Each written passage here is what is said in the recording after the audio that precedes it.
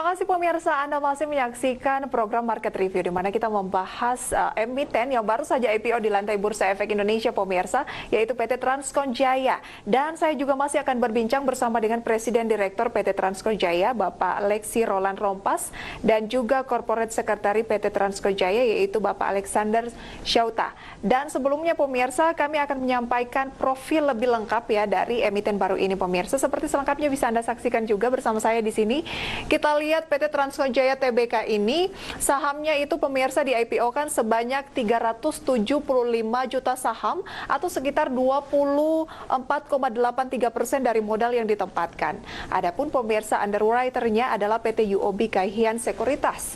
Kemudian pemirsa dari tanggal IPO-nya adalah hari ini. Jadi kalau Anda tertarik untuk melakukan pembelian, ini tentunya masih bisa pemirsa karena baru IPO hari ini 27 Agustus dan harga IPO-nya ini bisa dikatakan cukup terjangkau ya, Rp250 per saham, dan dana hasil IPO yang ditargetkan adalah mencapai 93,75 miliar rupiah. Nah, dari angka 93,75 miliar rupiah ini tentunya kita ingin tahu dong apa saja kegunaannya pemirsa ya. Kita simak bersama penggunaan dana penawaran umum perdana saham.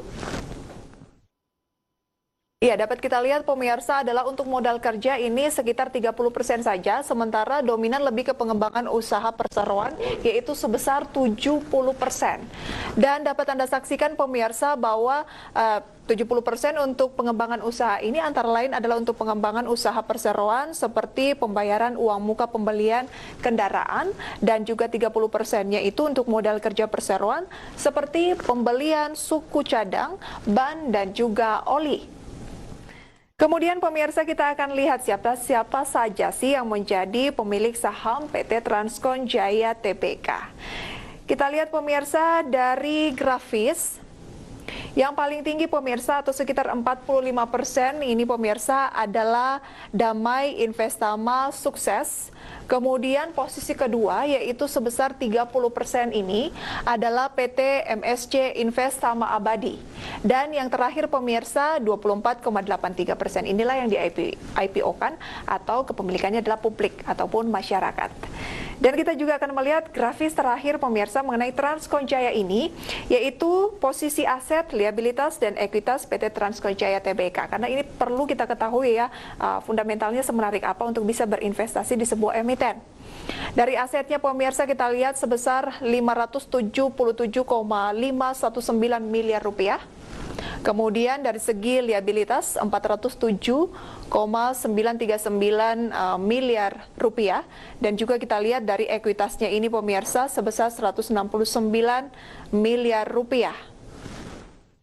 Ini berdasarkan data 30 April pemirsa ya. Itu dia data-data yang perlu Anda ketahui pemirsa mengenai emiten Transcon Jaya. Dan kita lanjutkan perbincangan bersama dengan Presiden Direktur PT Transcon Jaya, Pak Lexi dan juga Pak Alex.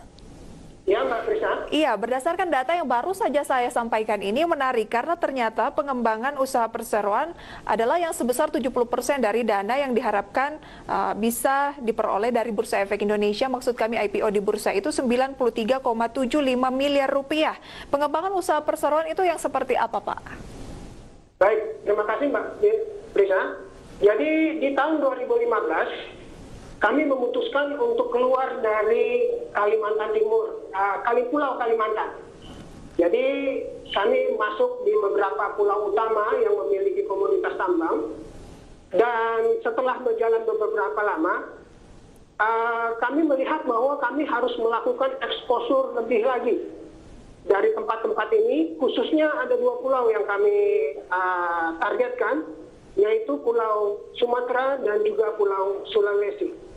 Mungkin pada kesempatan yang indah ini juga, saya rasa baik kalau saya informasikan kepada para investor kami bahwa baru saja tadi malam kami mendapat informasi bahwa kami mendapatkan satu proyek baru dengan di Halmahera. Baik, di Halmahera ya. Jadi ini adalah tempat yang baru yang bisa kami tempatkan di peta penyebaran dari PT Transkonjaya di Indonesia. Oke, proyek Jadi, baru ini kami Pak sangat berarti bergembira tambang juga ya? bahwa tempat ini nanti akan kami gunakan, dana yang akan kami dapat dari IPO ini juga akan kami gunakan ke sana dalam pengembangan kami. Mungkin nanti Pak Alex akan membantu untuk menyebutkan berapa jumlahnya, nilai investasi dan juga aset yang akan ada di sana nanti. Baik. Silakan Pak Alex. Ya, Bu Prisa, Pak Resi, kemarin malam kami baru mendapatkan kabar dan ini merupakan hadiah yang baik sekali bagi para investor kami. Jumlah kendaraan yang akan diberikan kurang lebih 100 unit yang akan ditempatkan di lokasi di Maluku ini, Pulau Halmahera, terbagi menjadi 2 pengiriman. Dalam waktu singkat kami harus mengirimkan kurang lebih 40 kendaraan ke customer ini. Customer ini merupakan customer baru yang belum pernah ada dalam portofolio kami. Oke. Dan dalam waktu 1-2 bulan ke depan kami harus mengirimkan 40 dan di akhir tahun nanti sekitar bulan November atau Desember kami harus mengirimkan 50 unit sisanya. Baik, Pak Alex dan juga Pak Alexis, sejauh ini sudah berapa banyak sih klien sebenarnya dari Transkonjaya? Kurang lebih ada 90, Bu Prita. 90, banyak ya Pak ya? Betul, betul. Nah, unit kendaraannya sendiri sejauh ini sudah berapa banyak Pak? Saat ini kami memiliki 2.100 kendaraan yang tersebar mulai dari Sumatera sampai dengan Papua. Oke, karena ini kan adalah alat angkut untuk pertambangan, berarti jenisnya memang lebih banyak apa nih Pak? Apakah lebih ke truk atau seperti apa Pak? Jenis kendaraan kami itu kalau di pertambangan istilahnya double cabin. Baik. Atau 4x4. Kalau di perkotaan mungkin tipe-tipe kendaraan kami yang dikenal tipe Fortuner atau Pajero. Oh, jadi bukan yang saya pikirkan tadi Pak adalah pengangkutan bahan-bahan tambang seperti itu. Ternyata tidak demikian ya? Kendaraan kami adalah kendaraan ringan atau light vehicle kalau di istilah pertambangan. Jadi terdiri dari pengangkut penumpang dan pengangkut beban, cuma bukan bukan pengangkutan hasil-hasil tambang secara masif. Kami kendaraan-kendaraan kecil. Oke, baik. Karena memang kalau beberapa wilayah itu kendaraan-kendaraan yang digunakan untuk pengangkutan orang begitu ya, lebih memang ke mobil-mobil seperti yang Bapak sampaikan tadi begitu ya?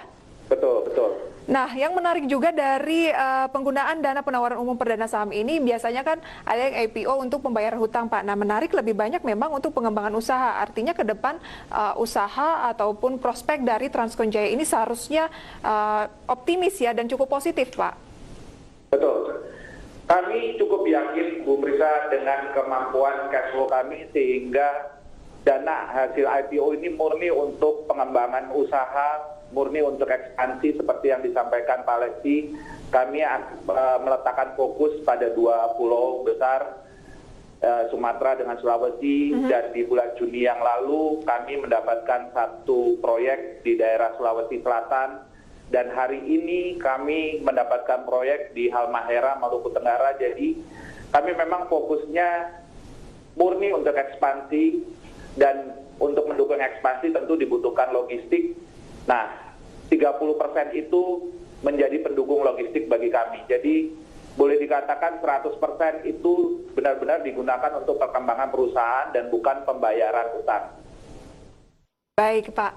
Nah, kalau kita flashback sedikit dengan IPO-nya Transkon di Bursa Efek Indonesia, ini kan sangat membanggakan begitu ya, Pak.